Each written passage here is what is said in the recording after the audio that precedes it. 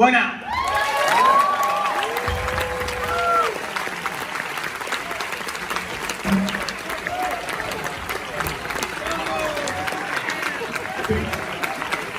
Alright. Jesus. Okay, so, You should fire this. No, the only person who's you can't hand a gun to an Australian because we don't get to hold guns, so I'll kill somebody with that. Yeah, you just point up. Don't point down. Just point. The only person who's fired this. I love that this has, by the way, have you guys seen that this has a pistol grip? An actual pistol grip.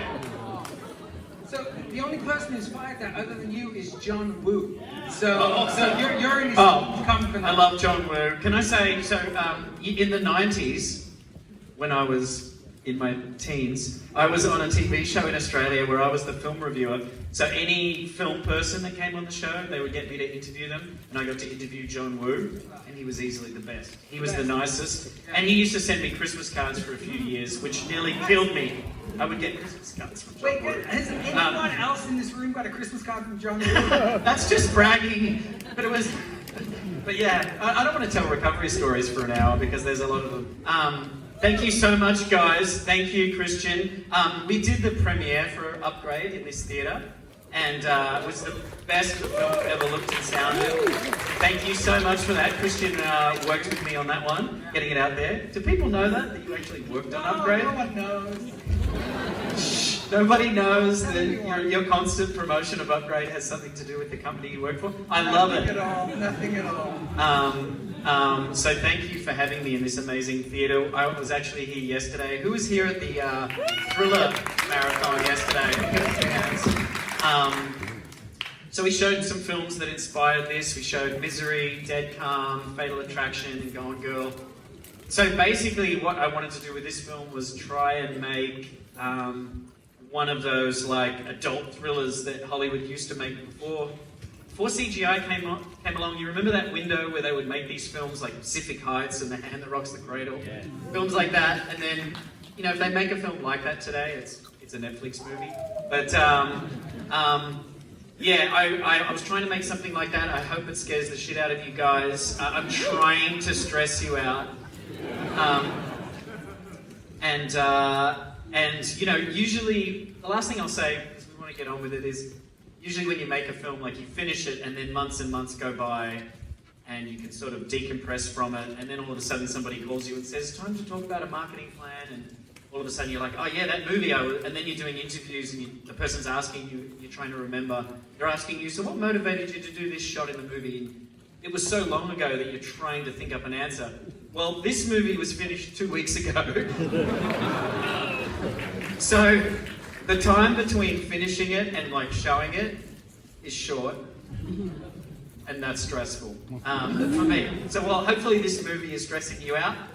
You watching it is stressing me out. So you're getting your revenge in a big way, stress-wise. We'll be equal in the stress levels. But I'm so thankful to you guys. I just want to say that you guys keep me employed. Like the fact that you would turn up here to watch this film, it really, really does mean a lot. And I hope you love it. After the movie, I'm going to do a Q&A. You can always tell how a movie's done is by who stays for the Q&A.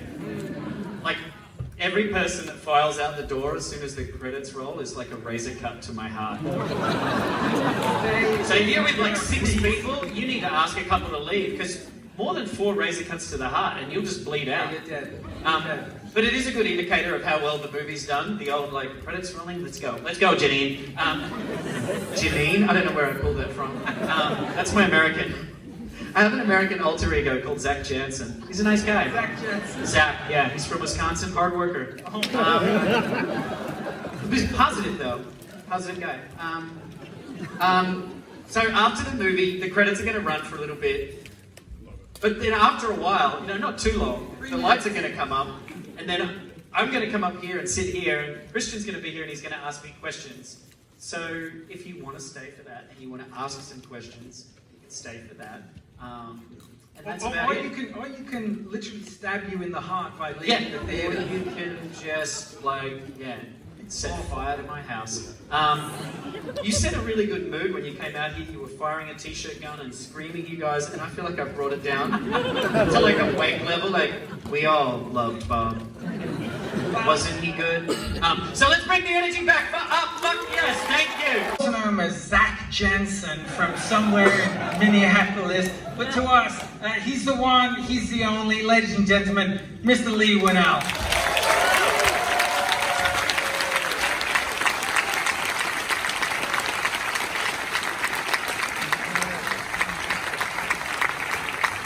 Thanks, brother. Unbelievable, God. Hi. This Just is counting the razor cuts. Yeah, they're sticking around. I'm gonna die. There was so many audible gasps. I was up in the nosebleeds watching this, and yeah, you could feel it in the room all the way through. This is not a Universal Monsters we've ever seen before in any way, shape, or form. So, how did you become embroiled in this? Well, it wasn't something I was pursuing. I know of The Invisible Man, obviously, and as a horror fan, I respect his place in the history of horror, along with Dracula and all these older characters that have been around for so long. But I wasn't pursuing it. I didn't march into someone's office and be like, "The Invisible Man." It was something that was suggested to me. The title was brought up. I actually went to a meeting right after I finished Upgrade with some of the Blumhouse execs and some of the Universal execs, and I thought they were going to talk about how great Upgrade was for a while. And they spent about 10 seconds talking about Upgrade, and then they mentioned this, and someone in the room just said, "What would you do with the Invisible Man?" And it was, I don't know, it's kind of that thing where, like, remember in Office Space, has anyone seen that, where they bring in Ron Livingston and they're like, "What do you do at this company for the job review?" And he's like, "Nothing." And they're like, "That's the kind of attitude we need around here." And he just keeps getting promoted, the more honest. It was like that. Because I didn't care, there was no tension or like, "Let me get these jobs." So they said, "What would you do with this character?" And I was just like, "I don't know, I guess I would tell the story from the point of view of a victim, like a woman escaping a relationship. She comes after him and maybe fakes his suicide and stuff." And they were like, "This is a great take." And then I had a job. My agent was calling me saying, "They love your take on The Invisible Man." And I was like, what's going on?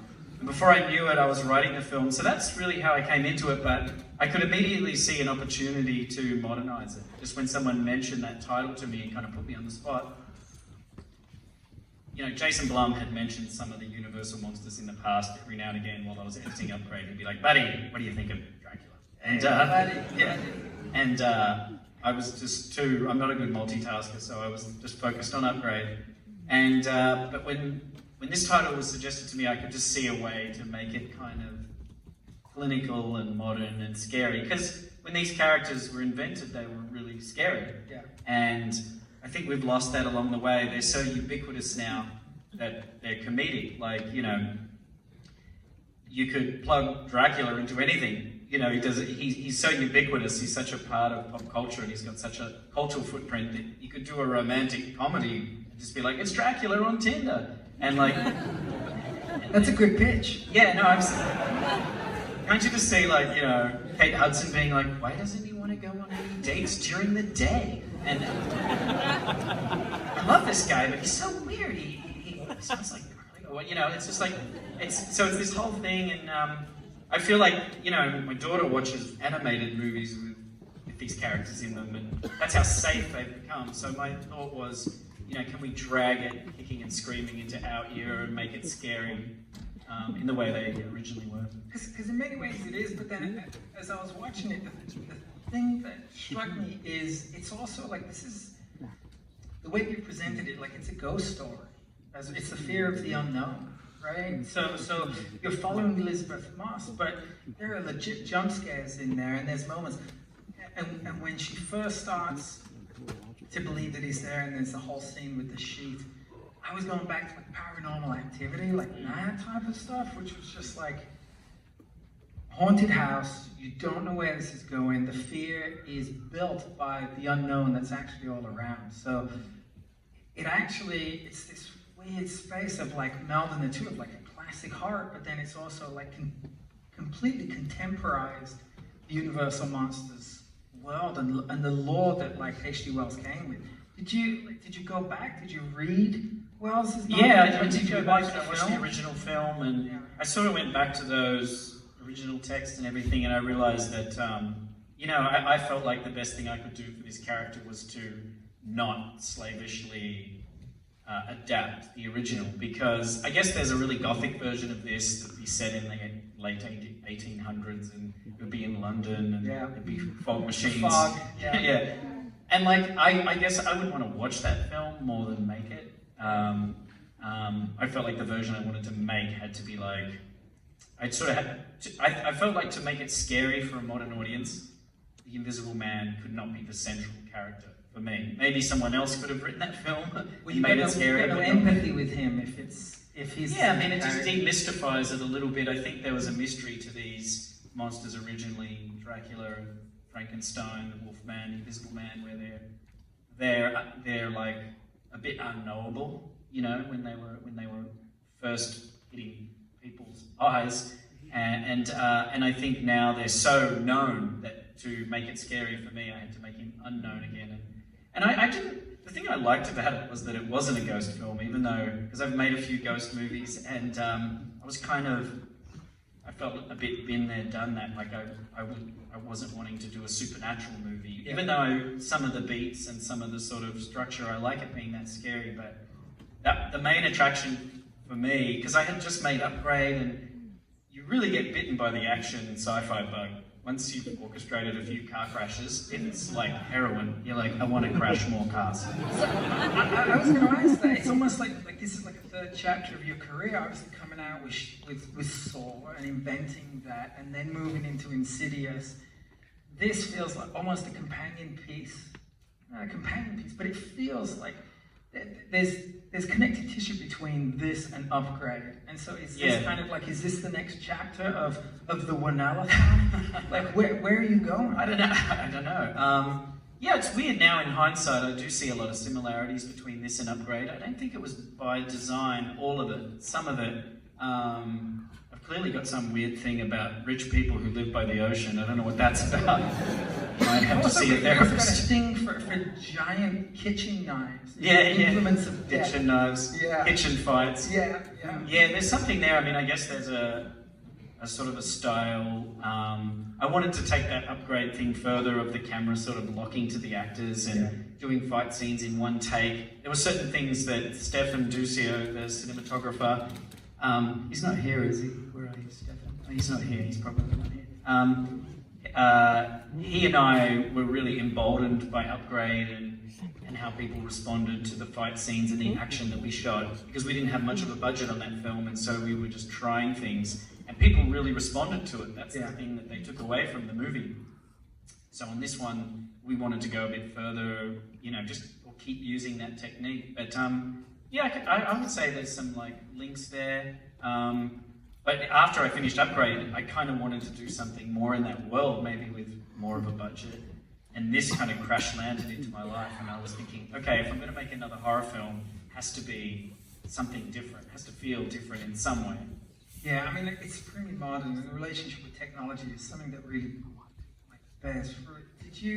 So when you were making Upgrade, when you were writing Upgrade, we talked about this, you tried to take as many elements that you could from actual technology of things that were being done or that were close to being done. Did you do the same type of research with this, or did you just let your imagination run wild? I mean, I wanted it to feel. I didn't want him injecting a serum or something like that. It's always the serum. Yeah. Always with the serum. It's like any superhero film. It's like, my God, he's injected himself with the serum, and now he can see through time. And it's like, and if anybody asks, you just like, it's a serum. And so I wanted to get away from that. No potions. And so I just started thinking about what would make Invisibility credible, and if you do research into it, they really are actively trying to make this a real thing. It always starts with the military. That's where everything starts, the internet, everything. And then it filters down into our lives eventually. And so they are doing this, and then the production designer, Alex Holmes, and I actually went to visit some scientists in Sydney at the University of Technology in Sydney, and we kind of pitched our idea for the suit. And there was 3 of them, and they were like, yeah, that could work. Yeah. They started like drawing up plans for it, so yeah, it was anything to make it credible, I guess. Or I wanted the audience to see themselves in the movie and not feel that it was too outlandish or too far removed from daily reality. Well, you do feel grounded. I mean, you feel grounded in particular because of Elisabeth Moss. Like her reactions. I mean, she brings incredible physicality to the role, which I don't think we've ever seen her do something like that before. She's an incredible actress, but yeah, you feel everything with her throughout. There's real empathy for her as this victim, but then, as I say, the physicality. Like, you feel every blow. And was she always, like from a casting process, was she like number one as you were writing this? Did you think about her? Because I mean, she's one of the very best actresses out there, period, of this generation. Yeah, I mean, I actually didn't picture her while I was writing, but only because I never picture actors while I'm writing. I usually picture friends of mine, people I know. Just, it's a way when I'm writing of sort of connecting to the character, and I can predict what they would say in a given situation. And then when I'm finished writing, I have to divorce myself from these people that I know and think of actors. And so when that time came, as you said, I mean, it's a pretty short list, I think, of actors who can carry a whole movie like this. And I think in a horror movie or a thriller where someone has to really dive off the cliff of sanity, I think that it's really easy to go into histrionics and just for it to be over the top. Like, I thought Toni Collette was incredible in Hereditary at like conveying, she was amazing. Just at conveying like true grief and just doing it in such an authentic way. And I think the margin between it being underplayed and like over the top is razor thin. Yeah. And I think Elisabeth Moss is capable of it. So someone at Universal suggested her, Donna Langley, who had just done Us. Yeah. And as soon as I'm a huge fan of The Handmaid's Tale and Mad Men, and as soon as Donna suggested Elisabeth, I was thinking, yeah, I think I want to see that version of the film. I want to see the Elisabeth Moss version of this movie. And then we sent her the script and pretty quickly had an awkward phone call where I was driving and the reception was bad and I couldn't hear her. And but I heard enough to know that she wanted to do it, so yeah, that was it. Yeah, it's amazing. It's a side we haven't seen. And then Aldous Hodge as well. He's awesome. My wife audibly gasped at the point when he leans in and like he's all like flexing. So thanks for that. I think you've broken my marriage. Nice. But also, I mean the whole cast is great. Yeah, I mean I felt so lucky. We shot the film in Sydney, and I just felt really lucky with the cast. Because you never really know with actors, especially if an actor auditions, if they do a great audition, you still don't know if they're going to be great on set or what's going to happen. Maybe that was just their one good day. Yeah. With Elisabeth, I know what she's capable of, but a lot of the other actors, I would see them audition and be like, I think this is great, but they all just turned out to be so great and really got into their characters and each character in the film, it's a pretty small piece. There's not like a huge cast of characters, so I was able to really, dig in with each character and have long conversations with each of the actors about who the person was and what they were like. And like Michael Dorman, who played the brother, he just had a great time playing a prick, and I love giving actors homework. I would make him watch all these videos, YouTube videos of certain people, and Who did you watch? I made him watch a lot of videos of Trump's kids. The brothers. The brothers. Say no more. Yeah, not just saying I'm like, there's a false confidence here with this guy, Michael, and he would watch and he'd be like, I got it. I don't know how to go. Talking about characters, it's almost a Here character. goes the Republican ticket sales for this movie. Just disappeared out the room. Fuck you, buddy. Yeah, thank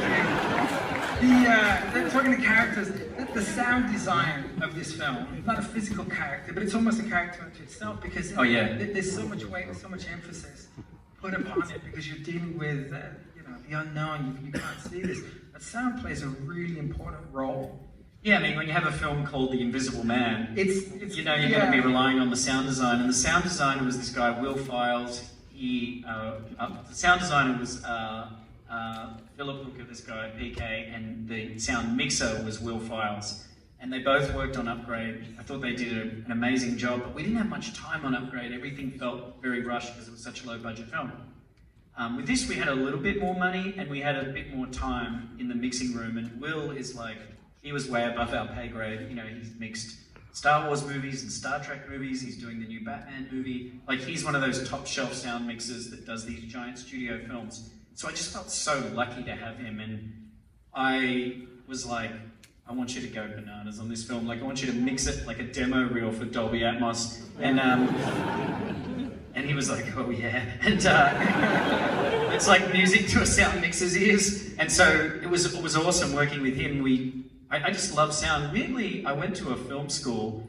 James Wan and I went to a film school in Melbourne that was more focused on film sound than the visuals. Got to be the only film school in the world, surely, that is more interested and focused on sound design than visuals. Yeah. And so we kind of came out of this school. All through the years of film school, we would study the sound design of like heat and colours and the conversation and all these different films that. And so it's just, I think that is what has given me this real appreciation for film sound. And you can hear, you notice the movies that do something interesting with sound design. A lot of times it's the movies about sound. You know, like The Conversation, Blowout, these movies, they have a really interesting like stereo mix. They're always doing something super interesting. And so this was I wanted this film to feel like that, to feel like a sound design heavy movie. I should say that Leigh was actually, one of the things that he stressed before screening this, he was like, make sure that the sound is really cranking in there. Sorry. No, so sitting up there, like, you could really feel it, like, you feel everything. And so, I mean, the craft is in the film, obviously your craft, but then, so not just the sound design, but the cinematography as well. You referenced that earlier. It's really beautifully done. And you get a feel for it early on in the film when Elisabeth's in the kitchen, she's cooking the bacon and eggs and stuff, and then there's just a couple of shots that just, the framing is non-conventional, and it just sits for a little bit, and it gives you this indication that something's slightly wrong, and then lo and behold it is, and then you next see the stove suddenly start to go up in heat while the pan's they're cooking. How much of a relationship do you have with your cinematographer? How much is that you calling the shots, or do you kind of lean back? Is it part of the scripting process? Are you storyboarding? Some of it is part of the script. Like usually when I start writing a film, I'll try to prolong the period of not writing. That's my favorite part of writing. It's called procrastination. Yeah. It's paid procrastination. It's even better. And I'll just stretch that out. I'll get to the end of month 2 and be like, looks like we need another month of watching reference films. And that's how my writing process goes for a long time before I start typing. I'm like sitting there with my notepad and I'm like, yeah, I really want the opening to feel like The Thing. I should watch The Thing. Beat up. And so, you know, during that time of working things out, I'm just sketching in the notepad and putting together music and just trying to build a collage of what the movie is. And during that time, I just thought, I thought it'd be interesting if the camera was a character unto itself. And, you know, kind of moved away from actors while they were talking, like, I'm not interested in you anymore. I'm gonna go over here and kind of tap on the fourth wall. Or at least, I just wanted to make people afraid of empty spaces. You know that people buy a ticket to a movie called The Invisible Man, they're going to be suspicious of any empty corridor I show them, and so I just wanted to torture people and kind of, it's suggestive. That's the gift the character gives you, I guess. This invisibility means that anytime there's an emptiness in the film, it can be tense. So that's what I was going for. So it was definitely at the script stage, and then I spoke to Stefan, and our first conversation, I told him about that. I was like, I want to shoot a lot of empty rooms, and I want to do things that are counterintuitive to horror movies that I've done before, you know, like usually every horror movie that's made, let alone the ones I've worked on, the lights are always off. It's always super dark. And so I said to Stefan, I want to turn the lights on. You know, we don't need to, this is not a character that needs to hide in the shadows. This is someone who would be standing next to you in a fluoro-lit room, which is not something a cinematographer wants to hear. Let's turn the lights on.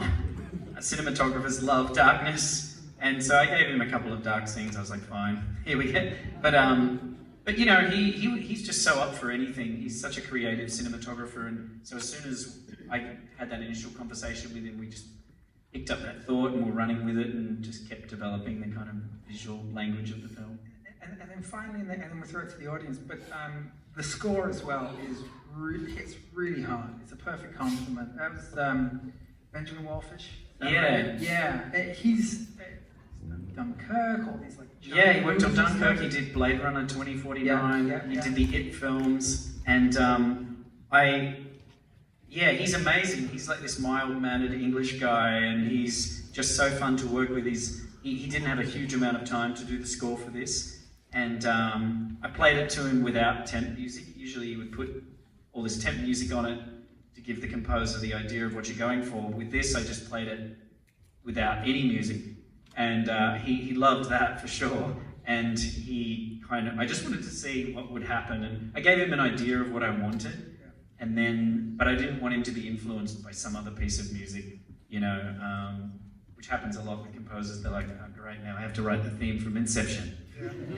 Except change a couple of notes so I don't get sued. And like, I didn't want to give him that. So we just built it from the ground up. It was awesome to go to England. He recorded the orchestral stuff in England at this amazing studio. It was a great experience. Yeah, it's awesome. It's so huge. It brings just like another layer, and then the discordant nature of it as well. It's just, as I say, it just hits really, really hard. It's super powerful.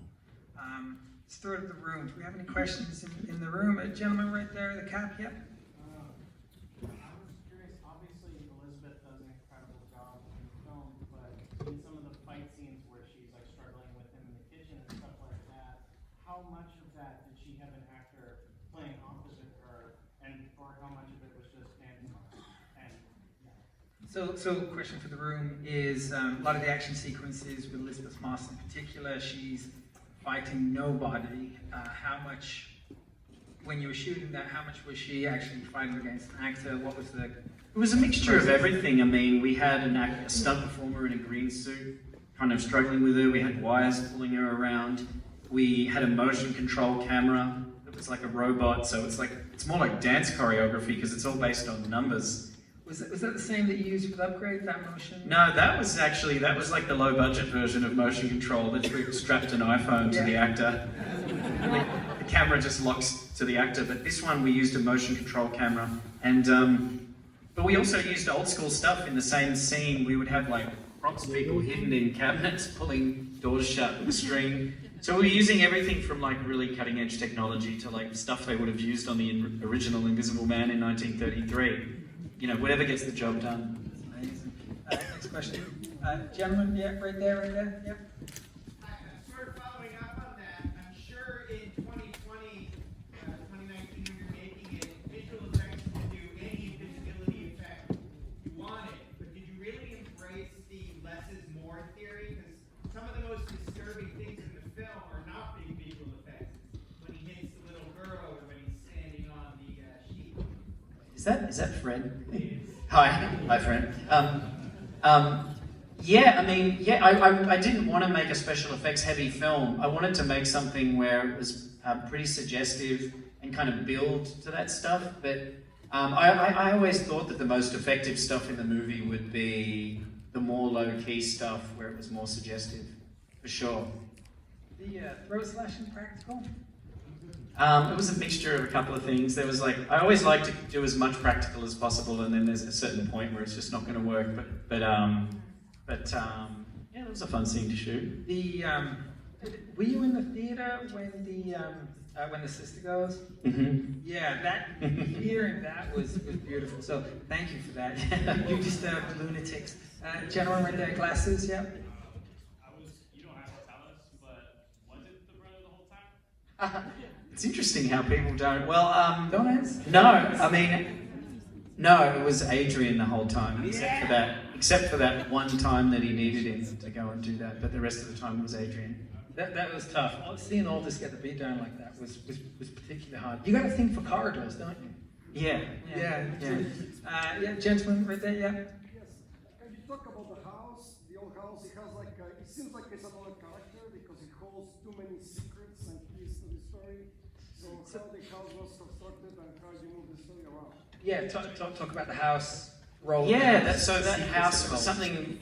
For Adrian's house, I wanted something really specific that was a character in the film because, you don't really get to meet him, so the house had to say a lot about him. So I had an idea of exactly what I wanted the house to feel like. It was actually really hard to find something like that in Australia. I wrote the film in LA, and so I guess I wasn't intending to shoot it in Australia, and I was like, yeah, we're in LA, throw a stick and you'll hit a glass box owned by a sociopath. Then you get to Australia and it's like all these families with blonde wood, like, come on in. You're like location scouting, you're like, no, too friendly. I'm like, I need something cold.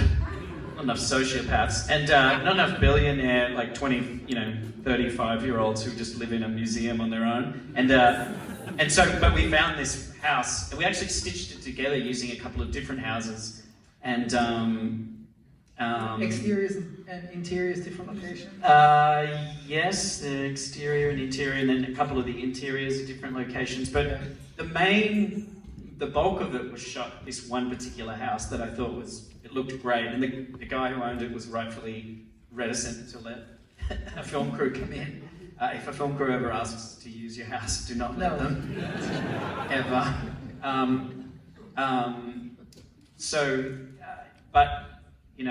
Thankfully he did let us use it, and I think it is a real character in the film. Yeah, it's amazing. Jen, right there, yeah. And I was just wondering, because there's a lot of visual, parts visually that remind me a lot of Michael Mann, like in Neil's house, and also a little kind of the innocent of Miami Vice. Was Michael Mann a huge influence?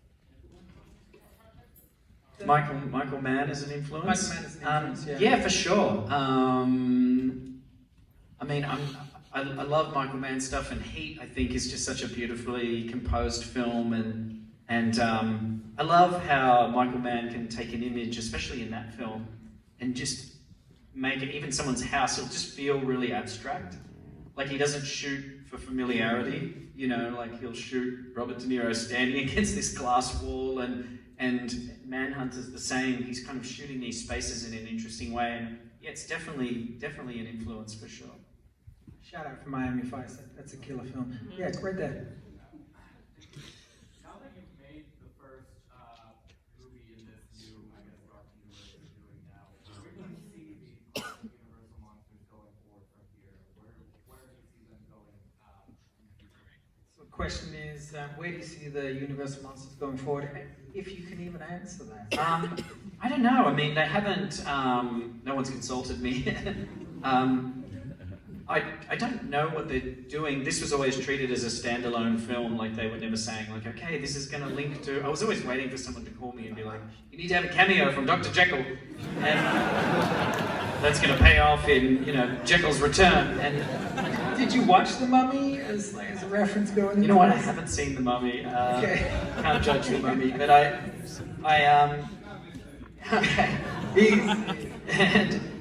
and they really treated it as a standalone film, and so did I, and so I really don't know.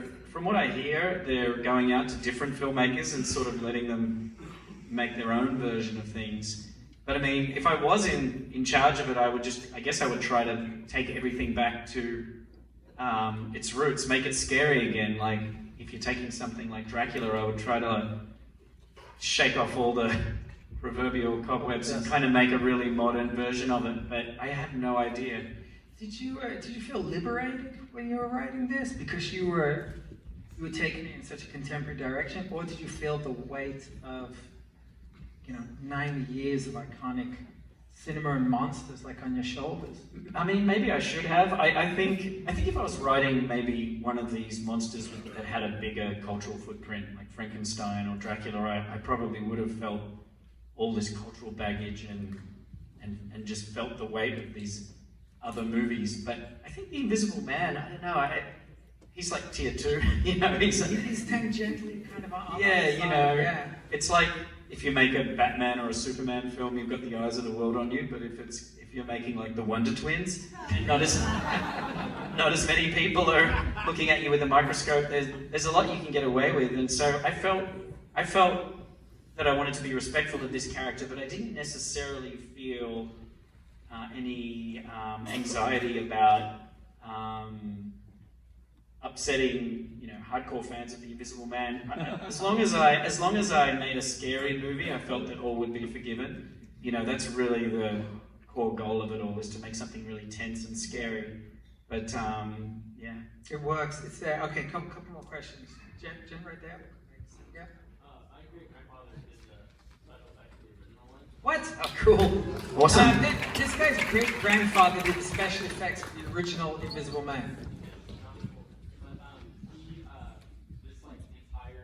All the Invisible movies are like super important to me, and I really appreciate this movie a lot. I don't have a question. Okay, oh, thank you so much.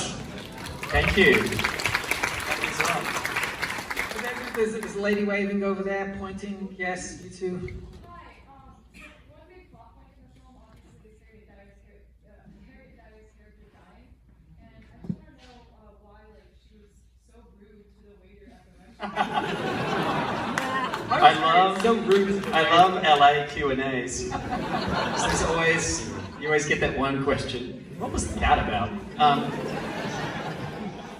Well, her character was like that, and she was someone. She's based on a friend of mine who will just say that to. I remember being on a tour once with her. I won't name this person, this friend of mine, but this guy's giving us this cultural tour of all these ruins, and she was like, "Can we hurry this along? Because it's hot." Yeah, I mean, I just think that's who she was as a person. And also, I guess I was trying to have a little bit of fun with that thing that happens in restaurants now, where the waiter will be like, "Do you know how this place works?" It's like, "We do things a little differently. It's all family style." And it's like, "Yes, I know how a restaurant works." But yeah, can't say. I mean, she got her throat cut, so you got your revenge. Yeah. Two more. Anyone up in the balcony? We have a balcony. Yeah, Jim, all the way in the very, very back. Yeah, question. What was the most difficult day on set? Most difficult day on set. Let's ask it two-part. For you, and then also for the cast, or even for Elisabeth. I mean, the fight scenes were no picnic. The hospital corridor scene, which was all motion control, that was pretty difficult, because we're actually stitching shots together to look like one shot. And so you have to frame match these moments, and that was technically difficult. I think, and some of the rain stuff, anything where the conditions are bad, but it's sort of like on the first day of shooting, I always do get the crew around and do the prayer to the movie gods, like the movie gods that look over every movie and either curse your film or charm it. Yeah. And it kind of worked. So we had this big rain sequence in the parking lot of the psychiatric hospital, and then she was supposed to get into a car and drive. And so then the question becomes, well, how do we do the rain? And the producers are like, well, it stopped raining. And, it stops raining, and that's what happens in this film. And I'm like, no. And then we were talking about CG rain, and obviously you can't rig, well, some people can, people who have the money, but we couldn't rig 100 rain machines along a freeway and have her driving through it. So we're trying to figure out how to do it. The night comes, it's pouring rain. like really heavy to where the camera could see it. And usually rain is too light for the camera to pick up. But this was like a full-on downpour, and I was just like, thanks, movie gods. I wouldn't say there was one day that was just like, oh my god, this is going to kill us all. But yeah, it was tough. I'm definitely pretty pedantic on set about it being exactly right. So that can create a tense environment. What's your favorite? First day on set or last day on set? Last day. Yeah. Yeah. Okay, one last question. This is the last one, so make it incredible. Who's it? No pressure.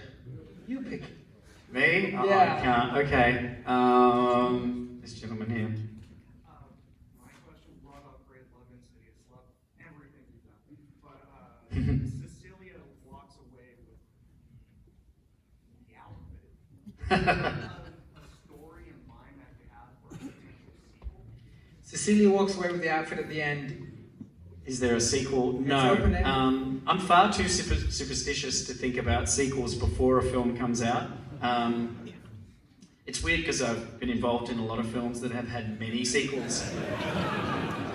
But when I wrote the first Saw film, I was really hoping we would get a straight-to-video film. That was our big goal. Yeah, a cultural phenomenon. Yeah,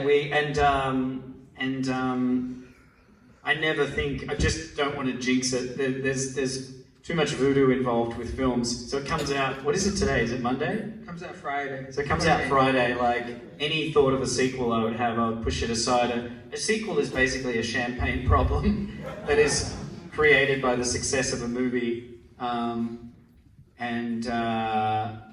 So I guess we'll see if people like the movie, then somebody will call me. Have you thought about where you would want to take character?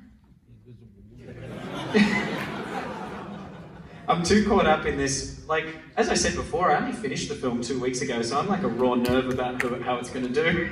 Yeah, well, yeah, I mean, the film's incredible. There's so much in there. It is a real honor to be able to share this. And I say this sincerely, as someone who was winged on Universal Monsters and has loved these monsters for decades and decades and decades that I've been in existence.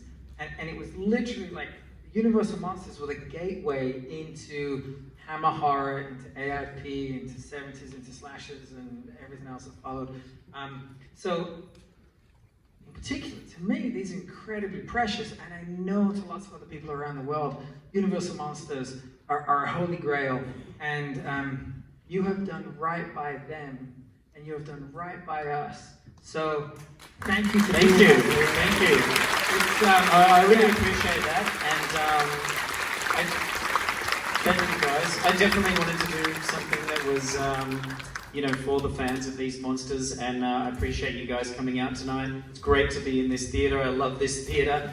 I mean, what the bathrooms look like the bathrooms from The Shining. What's not to love about The Egyptian? Thank you so much, guys. If you like it and you want to tweet about it, if you didn't like the film, there's an embargo on tweets until a week after the film comes out. If you did like it, don't be afraid to hashtag The Invisible Man. Thanks, guys.